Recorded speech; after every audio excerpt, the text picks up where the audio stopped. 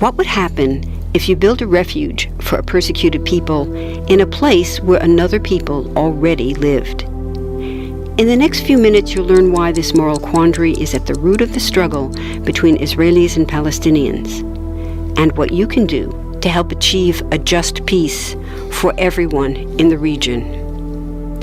First, there are a couple of things it's helpful to understand. One, many Jews fled harsh persecution in anti-Semitic Europe, especially the Nazi Holocaust. Zionists encouraged massive immigration to historic Palestine, at that time a British colony, where Jews had an age-old connection and where small Jewish communities had long existed among larger groups of indigenous peoples. But when the UN offered the Jewish immigrants the majority of the land for a new state called Israel, for the indigenous Palestinians who lived there, it was a massive destruction of life. They rejected the UN's partition plan, and several Arab states invaded the new state of Israel. Israeli forces essentially erased over 400 Palestinian villages and towns. By the end of the fighting, Israel controlled 78% of historic Palestine. And when 750,000 Palestinians who fled or were expelled during fighting tried to return to their homes where the new state now stood, they were permanently barred by the Israeli government. While over 100,000 of their relatives and neighbors who hadn't left became second-class citizens of the new state, along with the new Jewish majority. Today, Palestinian refugees and their descendants number in the millions. Most are in the Gaza Strip, the West Bank, and Jordan. Many are spread throughout the world, with millions still living in refugee camps, seeking to return to their homeland. To sum up, one group of refugees found a much-needed home, but in the process, a new group of refugees was created. Here's the second thing to understand. Israel was founded as a Jewish state. But now ask yourself, what exactly does that mean?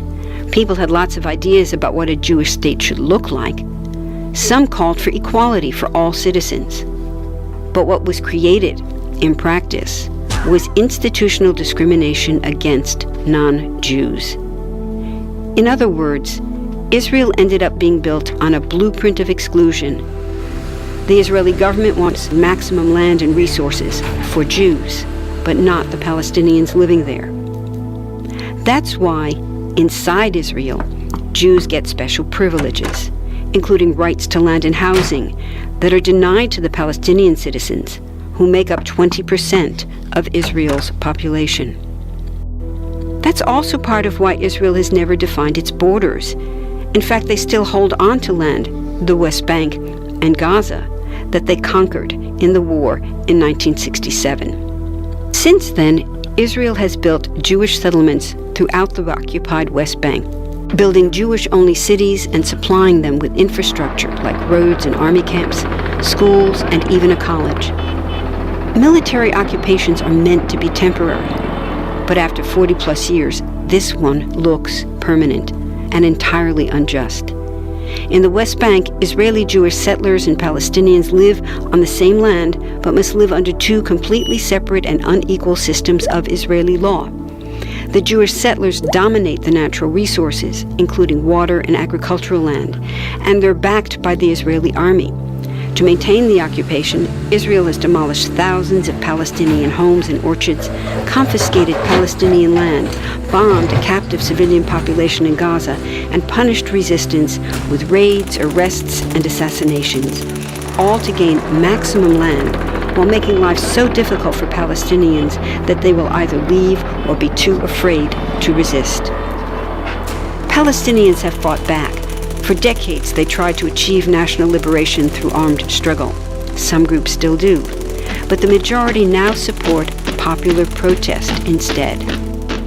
The deeply harmful pattern of control, repression, and violence profoundly harms Palestinians living under occupation and Israelis living as occupiers. This must be broken to reach a peaceful and secure future for both peoples. Now that you understand the problem, what about the solution? What about peace talks? So far, over 2 decades of U.S.-backed peace talks have actually made things worse by helping Israel continue the occupation. It's been years of talking while Israel massively expanded the Jewish settlements and literally redrew the map. Peace talks are good if they're real, but not when they're theater to cover a land grab. So now what?